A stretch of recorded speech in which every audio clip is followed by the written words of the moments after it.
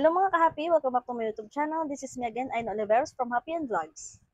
Ang video natin ngayon is about Popo Live. So may nag-comment po dito sa isa nating video na ate, hindi ako makakuha ng coins pag GYC. VIP pa naman ako. So yan po yung sinasabi ko sa inyo na VIP ka man or hindi, minsan nazi-zero din po talaga. So may mga post din ako kahit sa Facebook ko, may mga nagko-comment na kapag VIP daw is hindi daw nazi-zero. So yan po yung in-explain ko dun sa dati kong video na kahit VIP account ka man or hindi, kapag sobrang dami ng viewers is minsan nasi-zero po talaga.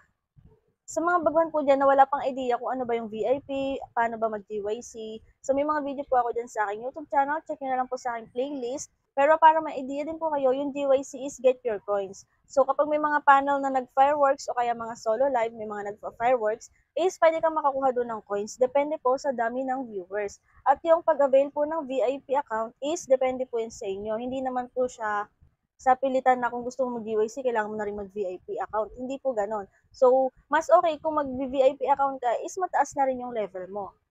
And then, kung mataas naman na yung level mo, minsan madaling araw, try nyo pong mag-GYC or maghabol ng fireworks. May chance pong makasalo kapag yung viewers is nasa 1.5, 2K, pero kadalasan po kapag 2.5 pataas na, 2.5, 3K, minsan umabot pa ng 5,000 pataas yung mga viewers, is kadalasan ay zero na po yung nakukuha coins. So, wala po talaga nakukuha kahit naka-VIP account ka pa.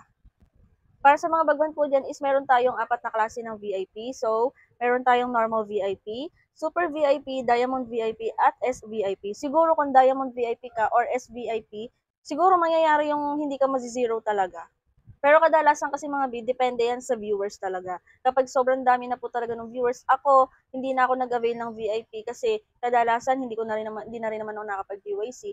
Minsan madaling araw lang ako nag-GYC and then, ang ginawa ko is pinataas ko na yung level ko. So, nagpa-level 15 ako dun sa dami account ko, yun yung ginagamit ko pang GYC. Minsan kapag madaling araw, yung mga viewers is 1.5, 2K, ganon, nakakasalo naman po siya kahit hindi siya naka-VIP. Yun nga lang kailangan is mataas talaga yung level mo. So, nung mga nakaraang taon, kahit napakababa pa ng level mo kapag nag-GYC ka, is may masasalo ka. Noon yun, nung konti pa lang yung tao sa Popo. Ngayon kasi sobrang dami na po talagang tao. So, nag-aagawan na lang din talaga ng pagkuha ng coins. Sa mga gusto niyang mag-avail ng VIP, pwede naman mga pwede kayong mag-exchange points to coins, depende yan sa inyo. And then, pwede rin kayong bumili ng coins. So, ang kailangan kasi sa normal VIP is 95,000 coins monthly. Kailangan niyo pong i-renew yan sa susunod na buwan. Super VIP for 50,000 coins. Sa Diamond VIP, 1 million coins. And then sa SVIP is kulang-kulang 13 million. Pero 1 year mo na magagamit si SVIP. Si Normal, si Diamond, and si Super VIP is monthly kailangan pong i-renew. Pero yun nga po, sabi ko sa inyo, hindi naman siya sa pilitan. Depende po yan sa inyo kung gusto nyong mag-avail.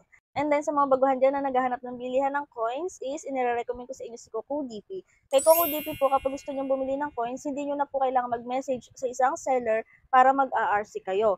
So, click nyo lang yung link na nasa pinned comment or sa description para mapunta kayo kay Coco DP. And then, hanapin nyo lang dito si Popo Live. So, dito sa app na to is makikita nyo yung iba't ibang partner si Coco DP na pwede siya sa mga live streamers and gamers. And may ilaw din po siya. So, kung Popo Live user ka, hanapin mo si Popo Live. Lagay mo ang iyong Popo ID. Pumili ka kung ilang coins ang bibilhin mo. 1,000 coins, mga 7 pesos, pwede kang bumili dyan.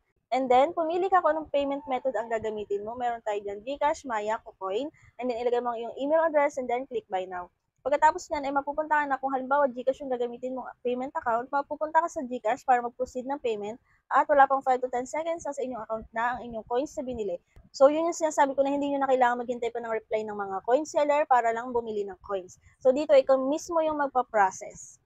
So, yun ang mga happy for today's video. At yun nga pala sa mga Popo users dyan na ilagay nyo ang inyong Popo ID sa baba at magbibigay tayo ng tigi-isang love. So, bibisita tayo sa mga Popo Live account ninyo. Sa may mga tanong po dyan ay pwede kayong mag-comment or check yung aking playlist dito sa aking YouTube channel. Baka sakaling nandun yung mga hinahanap nyo yung tutorial. So, yun lang mga ka-happy. Kung hindi ka pa nakasubscribe, ay mag-subscribe ka na para updated ka sa mga susunod kong videos. Yun lang and thank you for watching!